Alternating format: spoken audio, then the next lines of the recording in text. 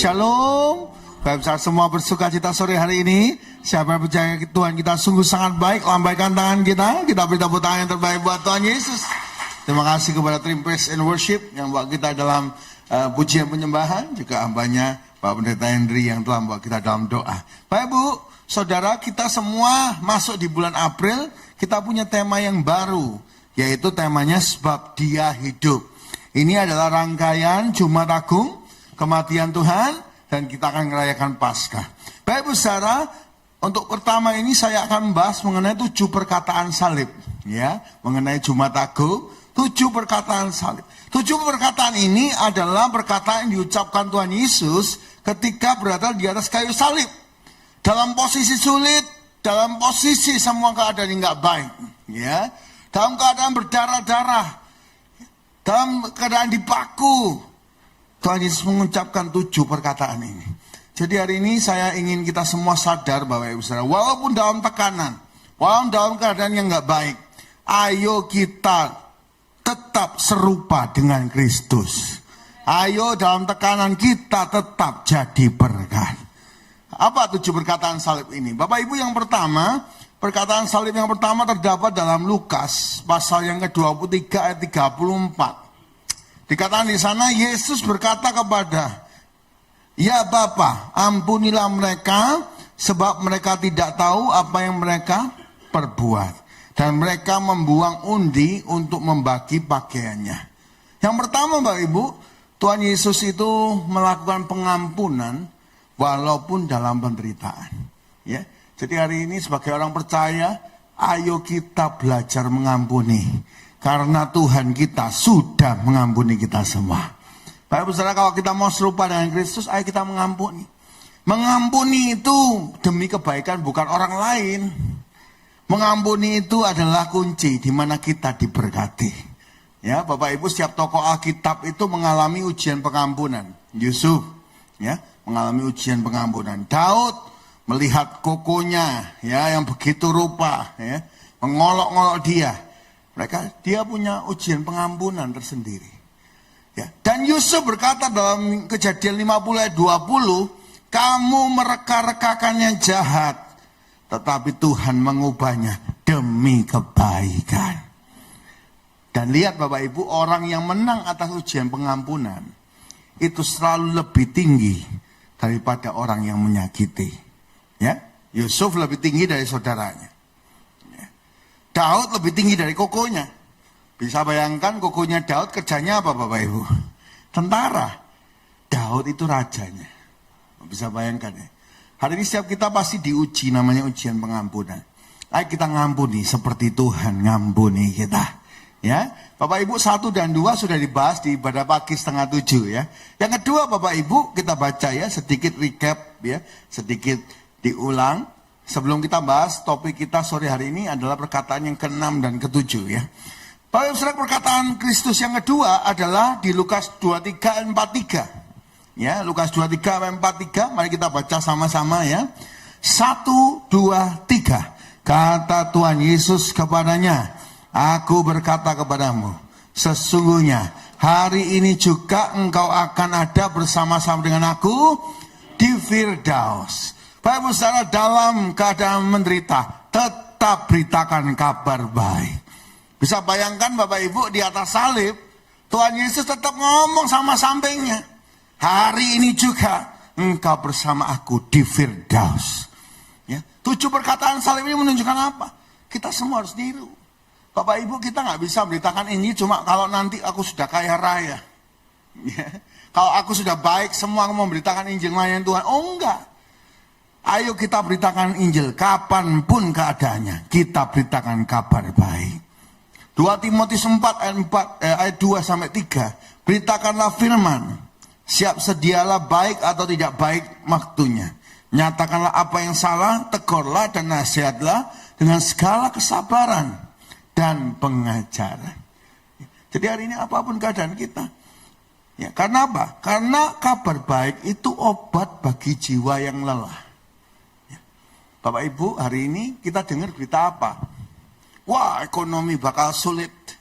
Amerika ngasih tax 32 Ya, 32% ya. Wah berat ini semua gini gitu. Beritanya itu selalu buruk. Bapak Ibu Saudara, ayo kita ucapkan berita baik. Kita semua tetap dipelihara Tuhan. Mau teksnya berapapun kita tetap diberkati Tuhan. Kalau dulu Tuhan tolong, sekarang Tuhan tolong, besok juga Tuhan tolong. Karena hidup kita bukan dari kata orang. Hidup kita bukan dari harga teks. Hidup kita pemeliharaan Tuhan. Berita tepuk tangan yang terbaik buat Tuhan Yesus. Bapak Ibu, Amsal 25 seperti air sejuk bagi jiwa yang dahaga. Demikianlah kabar baik dari negeri yang jauh.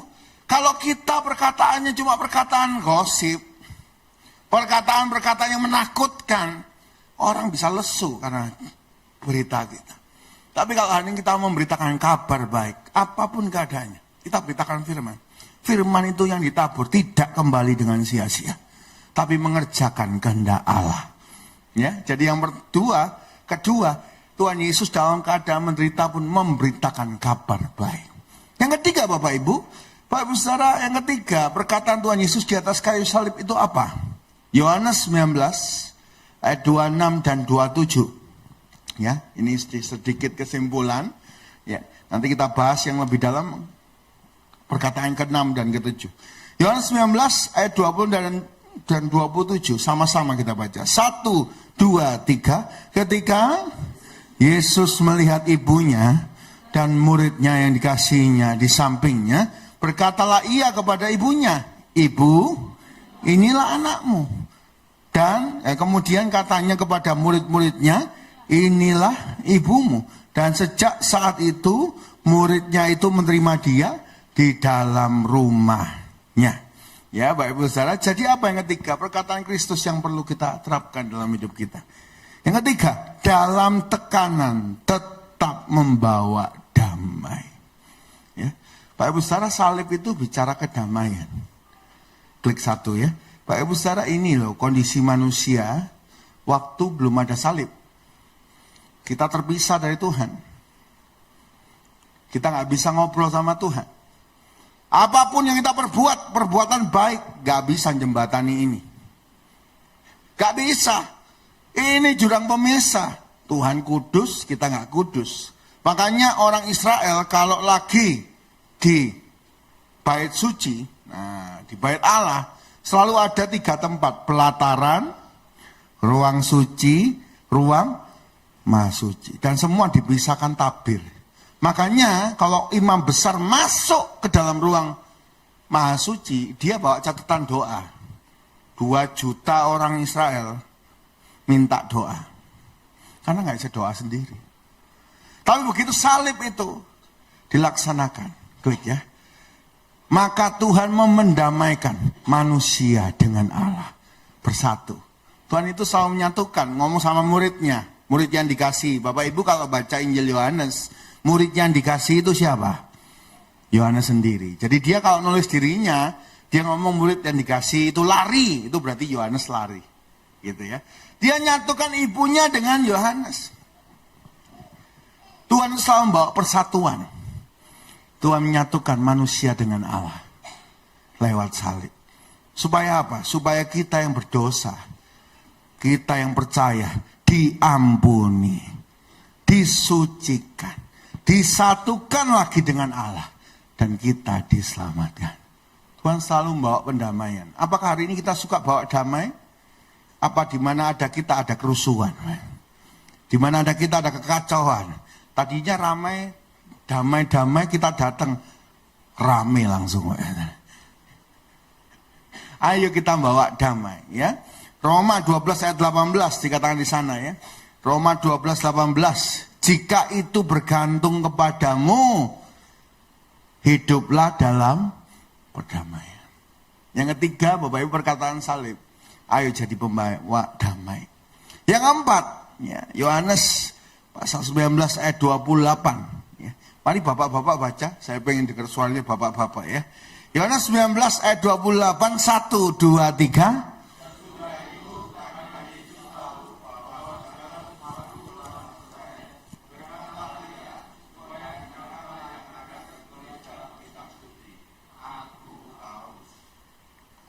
Amin. Aku haus. Walaupun dalam tekanan tetap menguasai diri. Walaupun lagi haus Bapak Ibu. Sebagai manusia tetap menguasai diri. Ayo Bapak Ibu sebagai orang percaya. Kita bisa menguasai diri. Kalau secara diri sendiri nggak mungkin bisa. Tapi ketika Roh Kudus berkuasa atas kita. Kita sanggup menguasai diri. Bapak Ibu, siapa yang mau dikasih mobil? Boleh angkat tangan. Wah ya, siapa yang mau boleh angkat tangan ya. Tapi syaratnya satu, mobilnya nggak ada remnya. Dan nggak boleh dipasang rem. Mau Bapak Ibu? Nggak mau. Kenapa? Karena kita tidak bisa mengendalikan. Sama, kita punya hidup. Kalau kita nggak bisa menguasai diri, itu adalah kehidupan yang tidak bisa dikendalikan. Maka kita akan menuju kematian. Kita kalau naik mobil gak ada remnya, pasti kita kecelakaan. Kita punya hidup, nafsu makan, nafsu hidup, nafsu segala sesuatu. Kalau kita gak ada Roh Kudus, gak bisa ngerem, kita pasti kecelakaan. Karena itu Bapak Ibu, ayo kita menguasai diri. Ya, senggol kanan kiri kata, ayo menguasai diri. Ojo ngantuk dhisik. Gak bisa ngontrol Pak Saudara ya. Nah, maka hari ini ayo kita menguasai diri, minta Roh Kudus. Ya. Karena Paulus memang berkata ya bahwa Roma 7 ya, tubuh kita itu tubuh celaka. Kita mau lakukan yang baik, ternyata kita lakukan yang jahat. Itu tubuh kita, daging. Kalau kita nggak pakai Roh Kudus, kita nggak bisa ngerem.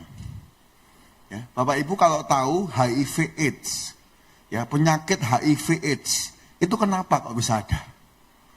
Ada yang tahu? Saya baca Bapak Ibu, kenapa kok bisa ada? Karena di Afrika, kebetulan ada seorang pria, nggak punya pasangan. Apa yang dia lakukan? Dia hubungan seks sama kera. Oh, coba. Gak ada manusia, kera pun jadi. Ini sakit loh. Gak bisa dikontrol. Lihat ya LGBT sekarang. Lesbian, gay, homo. Gak bisa kontrol. Sesungguhnya, kalau kita ngomong badan kita sendiri. Kita ini punya nafsu makan, nafsu hidup, nafsu sombong. Kalau kita gak punya Roh Kudus, kita gak bisa ngerem. Tapi kalau Roh Kudus berkuasa atas kita boleh mengerjakan bukan kehendak daging, tapi kehendak Allah. Bapak Ibu, kalau ada dua anjing, anjing yang hitam dan anjing yang putih berantem, anjing yang mana yang menang Bapak Ibu? Anjing yang hitam apa yang anjing yang putih? Boleh angkat tangan, anjing hitam siapa? Anjing putih siapa? Yang menang siapa Bapak Ibu?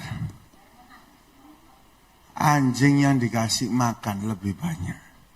Walaupun anjing hitam itu boleh tinggi, gak dikasih makan 3 hari, mati. Dihabisi itu sama anjing putih. Sama dengan hidup kita. Kalau kita cuma memberi makan kedagingan kita salut kedagingan. Bukan berarti gak boleh all you can eat Bapak Saudara ya. Wah makan daging steak gak boleh. Bukan itu. Tapi kita ngasih makan daging kita. Apa keinginan mata? Kita gosip, kita dengarkan. Wah, digosok makan sip. Ya. Lalu kita dengarkan ibu ini cerita, wow ibu itu taci itu gini-gini. Dikulak Pak Saudara.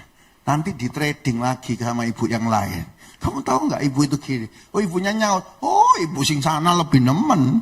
Wah, trading. Maka kedagingan kita kuat.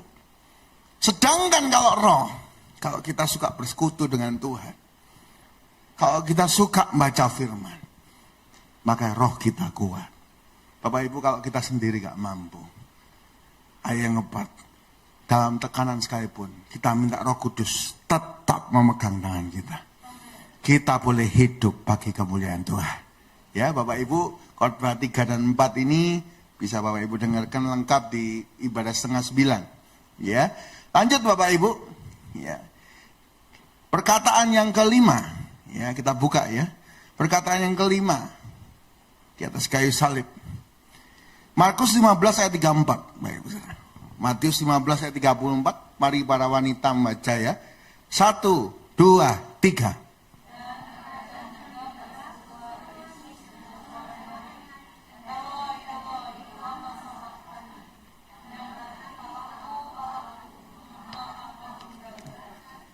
Bapak Ibu Saudara, hari ini kalau kita pengikut Kristus, jadilah seperti Kristus.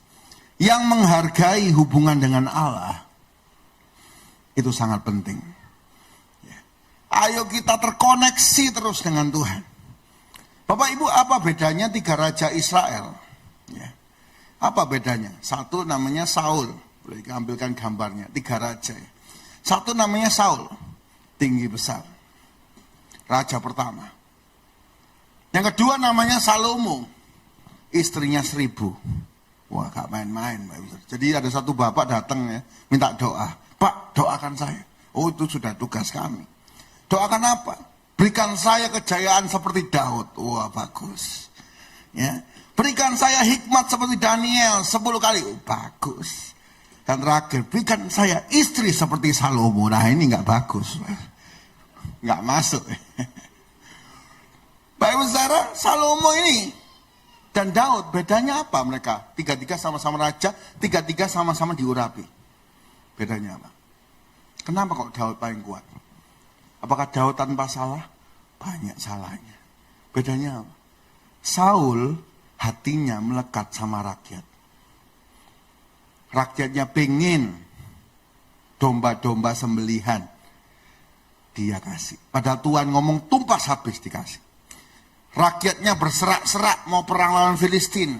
Dia bingung. Dia bakar korban. Tuhan ngomong, aku menolak kamu. Hatinya lengket sama rakyat. Yang kedua Pak Ibu, Salomo. Hatinya lengket sama hobi. Sama manusia, istrinya 1000. 1000 ini Bapak Ibu bukan orang Israel semua. Biasanya dikasih istri sama negara tetangga. Anaknya dinikahkan supaya nggak perang. Supaya benefitsnya banyak. Maka istrinya itu, wah dewanya Filistin, dewanya mana? Dia diajak nyembah dan dia mau.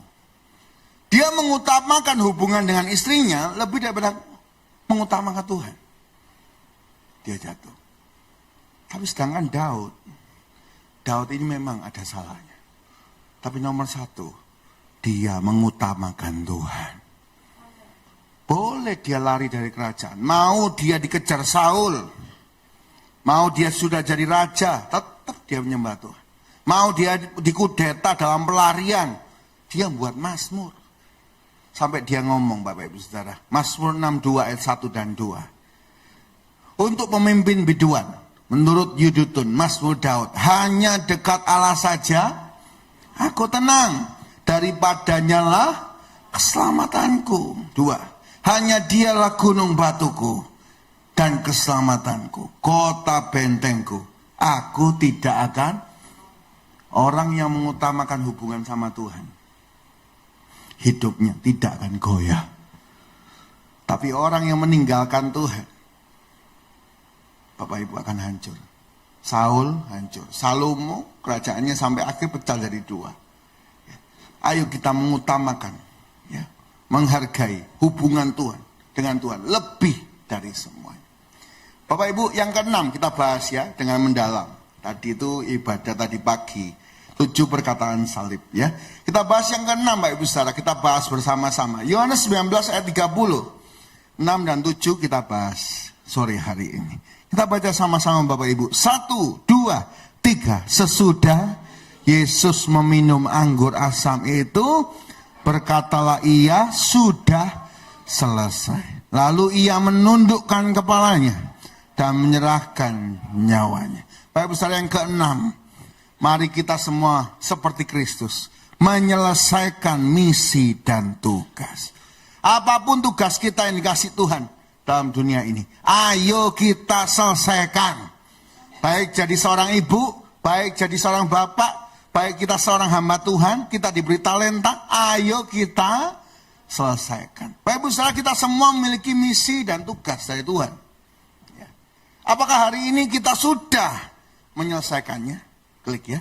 Ayo kita kerjakan hingga kita bisa ngomong, sudah selesai Tuhan. Ayo kita kerjakan dengan setia. Bapak Ibu, kalau Bapak Ibu belajar ya, kata dosa dalam bahasa Yunani itu menggunakan kata hamartia. Artinya meleset. Sama-sama katakan apa Bapak Ibu? Meleset. Jadi kalau ada alat panah ya, sasaran umpama di AC situ ya, maka meleset itu bisa gini. Saya terlalu pelan, jatuh, meleset. Saya terlalu kencang, jatuh, keluar. Ke kanan, ke kiri, meleset. Jadi dosa itu ketika kita meleset dari maunya Tuhan. Dan apa yang meleset itu bisa jauh. Saya kasih contoh Bapak Ibu ya. Bapak Ibu mungkin pernah dengar, saya cerita lagi. Satu kali saya berangkat ke Sidoarjo Bapak Ibu. Sama mama saya, sama adik saya, perempuan. Kita naik tol. Ya. Dari Surabaya naik tol ke Sidoarjo, jenguk lihat mak saya dari mama. Wah kita ngobrol, makan, selesai ya. Pulang, saya mau naik tol lagi, sebelahnya Lipo Mall kan. Ya, saya masuk ke gerbang tol, saya lihat dari kanan nih, penuh, yang ujung kosong. Saya masuk, set, podo ae. Mau ke Surabaya, jebus Malang. Gerbangnya sama, ujungnya beda. Itu loh meleset. Kelihatannya sama, kayaknya mirip, kelihatannya benar, padahal salah. Bapak Ibu Saudara, kita semua seringkali ya meleset dari apa yang Tuhan mau. Hari ini ayo kita tidak meleset, tapi menyelesaikan tugas kita. Ya. Bapak Ibu, perumpamaan hamba. Ya. Perumpamaan hamba ini meleset. Klik ya. Hamba ketiga, dia namanya hamba, itu harusnya kerja. Tapi dia meleset. Dia bukan kerja, tapi talenta itu diapain Mbak? Dipendam. Talenta itu dipendam. Dia meleset dari mau tuannya. Ya. Hari ini apakah kita sedang meleset? Tuhan sudah berikan talenta, Tuhan sudah berikan kesempatan, tapi kita buang kesempatan itu. Ayo Bapak Ibu, kita mau setia. Sampai Tuhan datang kita bisa ngomong. Ya, Tuhan, apa yang Tuhan percaya, saya sudah kerjakan. Dan Tuhan ngomong, hai hambaku yang baik dan setia. Engkau setia, melakukan pekerjaan yang harusnya engkau lakukan. Dan masuklah ke dalam kebahagiaan Tuhan. Yang mau katakan amin. Kita beri tepuk tangan terbaik buat Tuhan Yesus. Kita buka sama-sama Bapak Ibu, Matius 24, 45-50. Bapak Ibu ternyata, selain daripada dipendam, hamba itu bisa meleset karena apa? Kita baca ya. Matius 24, 45-50. Mari baca bergantian, saya 45, Bapak Ibu 46, begitu seterusnya sampai 50. Ya. Matius 24, 45-50. 45, siapakah hamba yang setia dan bijaksana, yang diangkat oleh tuannya atas orang-orangnya, untuk memberikan mereka makanan pada waktunya. 46, Bapak Ibu Saudara, 1, 2, 3.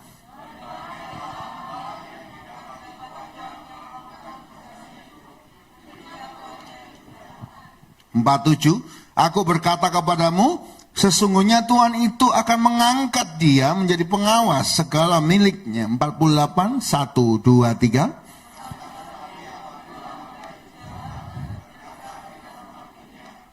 49, tuanku tidak datang-datang.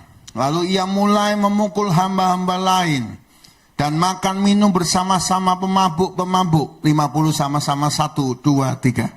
Maka Tuhan hamba itu akan datang pada hari yang tidak disangkanya dan pada saat yang tidak diketahuinya. Apa yang membuat hamba itu bisa meleset?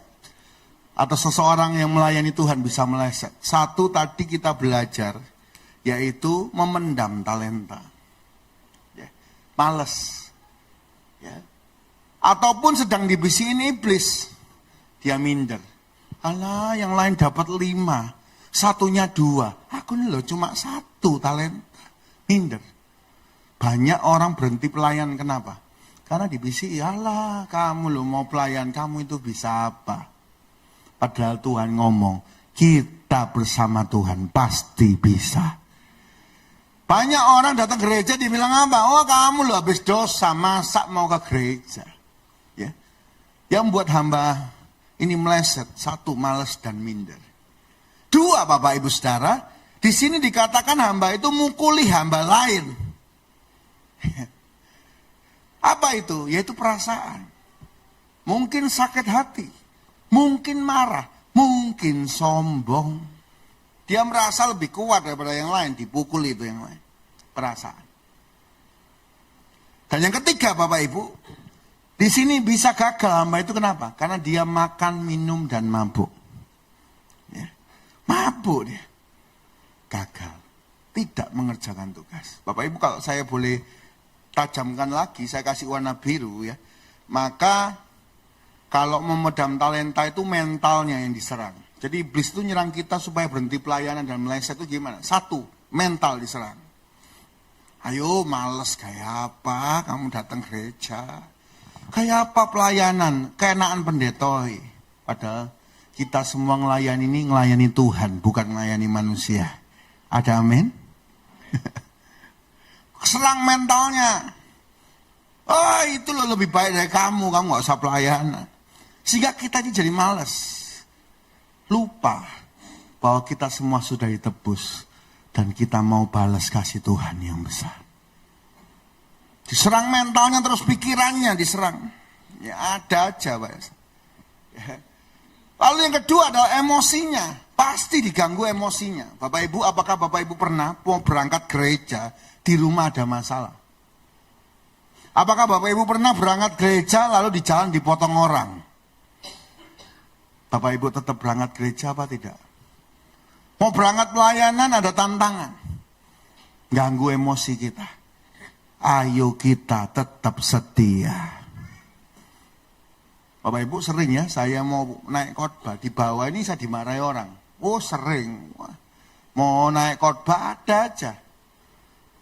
Tapi saya mau jadi hamba yang baik dan setia. Pikiran kita, perasaan kita tidak boleh mengganggu kesetiaan kita semua. Ayo kita tetap setia melayani Tuhan. Ya. Mesti ada pikiran macam-macam. Mesti ada perasaan macam-macam. Kalau kita mau belajar setia sampai akhir. Satu kali Bapak Ibu, ya, ada sebuah KKN Natal, teman saya cerita ya. Bro, tahu gak kamu KKN Natal gereja itu? Oh iya hebat itu, besar ya gereja. Iya, tapi singernya itu ibu-ibu itu ya apa? Maksudnya gimana? Iya singernya 4 ibu-ibu pakai sanggul Pak Ibu. Wah ya mesti keren ya. Nah 5 menit sebelum naik, ibu-ibu singer ke toilet semua. Nggak tahu ibu-ibu itu kenapa ya. Kalau ke toilet aja. Kalau bapak jarang ya, ke toilet dewe, ucul Pak Ibu. Ibu-ibu mesti ngajak-ngajak. Nah 4 ini masuk toilet, keluar. 3 naik, 1 gak mau naik. Loh Bu, apa kok gak mau naik? Iya, sanggulku rodok miring. Ini gak bisa connect sorga. Batal singer. Coba Pak misalnya. Mau pelayanan sanggul miring. Ada aja ganggu pikiran kita. Ada aja yang ganggu perasaan kita. Tapi hari ini apakah kita mau setia? Bapak saudara setia dalam perkara kecil. Kadang-kadang kita malas karena perkara yang kecil. Hamba satu talenta itu merasa talentanya kecil. Adakah kita didapati tetap setia? Yang ketiga Bapak Ibu, yang membuat orang seringkali gagal jadi hamba yang setia adalah mabuk. Ya, keinginan daging. Ya, 3 hal ini kalau kita tidak terkoneksi dengan Tuhan bisa menghancurkan kita. Hamba Tuhan mau berapa tahun Bapak Ibu pelayanan, ujiannya tetap 3 ini. 1, mentalnya. 2, perasaannya. Kalau sudah jadi sombong, jatuh. Kalau sudah emosian, gak sabar, jatuh. Dan yang ketiga, kedagingannya. Ayo Bapak Ibu kita semua mau setia sampai akhir. Ayo kita kuasai pikiran kita. Mental kita yang diperbarui waktu kita terkoneksi dengan Tuhan. Ayo kita kuasai emosi kita. Emosi kita harus tunduk sama Kristus. Tidak ada sakit hati, tidak ada kemarahan, tidak ada kepahitan, ya, tidak ada kesombongan. Dan ayo kita kuasai kedagingan kita. Jangan sampai kita mabuk, Bapak Ibu, mabuk dunia. Demas, lihat keindahan dunia, dia mabuk. Oh, ini orang pelayanan loh Bapak Ibu. Demas itu bukan jemaat. Demas itu pelayan Tuhan. Pelayanan sama Paulus. Tapi lihat dunia, dia mabuk. Hari ini apa yang bikin kita mabuk? Apakah mabuk cinta? Waduh, ketemu Mas Bambang. Mas-mas yang lain, Pak Saudara ya. Wah, ada aja dalam hidup ini. Ya.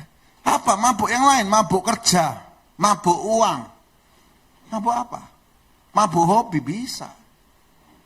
Ayo, kita bukan kedagingan, tapi kita penuh dengan roh. Matius 25:21 kita baca sama-sama. Mari kita berjuang menjadi hamba yang baik dan setia. Sampai kita ngomong sama Tuhan, Tuhan, sudah selesai tugasku. Matius 25:21, mari kita baca sama-sama. 1, 2, 3. Maka kata tuannya itu kepadanya, baik sekali perbuatanmu itu, hai hambaku yang baik dan setia. Engkau telah setia dalam perkara kecil, aku akan memberikan kepadamu tanggung jawab dalam perkara yang besar. Masuklah dan turutlah ke dalam kebahagiaan Tuhan. Ayo kita menjadi hamba yang baik dan setia. Bapak Ibu, satu kali ada seorang bernama John Stephen Akhwari. Ya, John Stephen Akhwari ini seorang pelari. Dia berlari di maraton 1968 kota Meksiko. Ya, jadi dia berlari sungguh-sungguh, Bapak Ibu. Dia pelari yang luar biasa. Dia dikirim dari negaranya namanya Tanzania. Ya. Ketika dia lari di Olimpik ini, apa yang terjadi? Baru start, dia lari, dia kesandung, Bapak Ibu. Dia cedera lutut, makanya ini dikasih perban lutut. Jadi dia jalannya pincang. Lari gak bisa, Bapak Ibu, jalan aja pincang kok. Semua orang ngomong, wes pinggir aja, gak usah lari-lari. Kenapa kamu lari? Kamu lo cedera, semua orang pasti ngerti kalau kamu cedera. Tapi dia ngomong, enggak. Dia jalan terus. Bapak Ibu, setelah lewat 1 jam, ya, semua pelari sudah melewati garis finish. Stadion itu sudah mulai mau sepi. Mereka mulai jalan-jalan keluar. Keluar stadion, udah selesai acaranya. Apa yang dia lakukan? Dia tetap jalan. Dia tetap jalan. Dia masuk stadion, semua orang lihat. Mereka nggak jadi pulang. Lihat si John Stephen. Dia jalan terus. Sambil pincang-pincang dia jalan terus. Sampai garis finish. Semua orang berdiri tepuk tangan. Waktu diwawancara, kenapa kamu kok gak berhenti? Kenapa kamu lo cedera? Semua orang pasti ngerti. Dia ngomong, negaraku ngirim aku bukan buat ditandu dan pulang. Negaraku ngirim aku supaya menyelesaikan pertandingan sampai finish. Bapak Ibu, Saudara semuanya. Kita dikirim Tuhan ke dunia bukan santai-santai meninggal langsung pulang, enggak. Tapi kita sedang mengerjakan sesuatu yang kita kerjakan untuk kemuliaan Tuhan. Ayo kita kerjakan sampai selesai. Mungkin kita bukan yang tercepat, mungkin kita bukan yang terhebat, tapi kita mau jadi pribadi yang setia. Ini dia nggak mungkin tercepat, dia nggak mungkin terhebat, tapi dia mau setia. Kita semua, kita juga mau setia.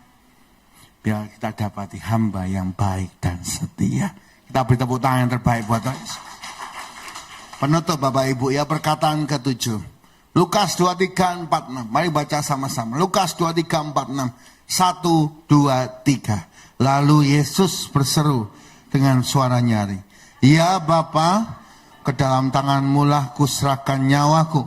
Dan sesudah berkata demikian, ia menyerahkan nyawanya. Bapak Ibu, kalimat ini penting ya. Kenapa kok penting?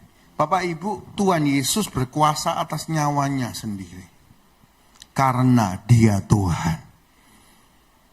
Dia bukan kalah karena dia mengalami kelemahan.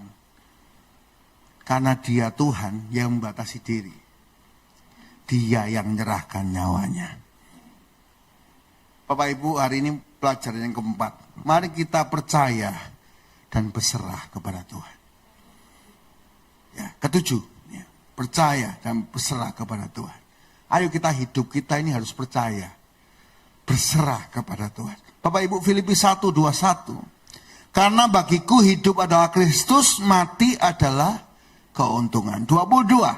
Tetapi jika harus di dunia ini, itu berarti bagiku bekerja memberi buah. Jadi mana yang harus kupilih? Aku nggak tahu. Paulus itu ngomong sama Tuhan, Tuhan, aku nggak tahu mana yang harus kupilih. Ya. Aku mati itu sebuah keuntungan. Tapi kalau aku hidup, aku mau menghasilkan buah. Hidup kita ini berserah sama Tuhan. Bapak Ibu, ada quotes ya. Do your best and God will do the rest. Hari ini bagian kita dalam hidup ini. Ayo kerjakan yang terbaik. Kalau kita sudah lakukan yang terbaik, sisanya Tuhan yang mengerjakan. Ini untuk apa Bapak Ibu? Seringkali kita ini merasa kita bisa ngatur. Seringkali kita merasa dengan kekuatan kita bisa. Sampai akhirnya kita lelah. Padahal ketika kita percaya, Tuhan pegang kendali hidup kita. Saat kita percaya, disitulah mujizat terjadi. Ayo Bapak Ibu, kita percaya dan berserah. Ayat terakhir, Yohanes 10:28 Bapak Ibu. Ayat terakhir ya. 1, 2, 3. Dan aku memberikan hidup yang kekal kepada mereka, dan mereka pasti tidak akan binasa sampai selama-lamanya. Dan seorang pun tidak akan merebut mereka dari tanganku. Kita ini di tangannya Tuhan. Tidak mungkin dibiarkan. Kita pasti dipelihara sempurna. Bapak Ibu, satu kali saya berangkat ke sebuah kafe. Ya. Saya masuk situ sama Pak Gembala, ngkong saya. Lalu ketika masuk kafe itu, Bapak Ibu, ada orang yang kenali ngkong saya. Lalu minta doa, tolong doakan anak ini. Ya. Bapak Ibu saudara, ketika anak itu minta doa, kenapa kok minta doa? Masih muda ya perempuan. Kenapa kok minta doa? Iya, anak ini sudah diserahkan sama setan. Dia bisa ngomong bahasa aneh-aneh. Tolong Pak doakan. Oke, kita doakan ya. Ada sepupu saya perempuan meluk dari belakang. Bapak Ibu jangan main-main kalau sudah gitu ya. Perempuan kecil bisa ngelempar kalau sudah gitu. Dan ingat kalau kita lagi doakan pelepasan, tidak boleh tutup mata. Tidak boleh apa Bapak Ibu? Seperti sore ini mau selesai khotbah, tidak boleh tutup mata. Ya, lalu kita doakan itu.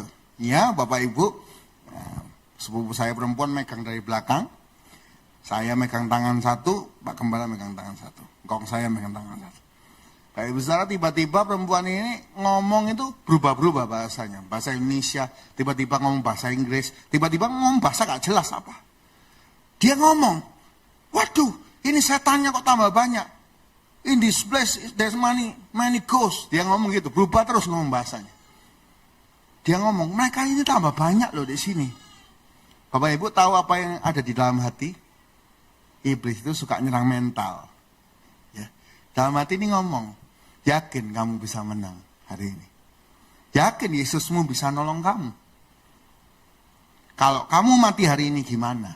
Bapak Ibu, yang diantem itu selalu mentalnya. Hati.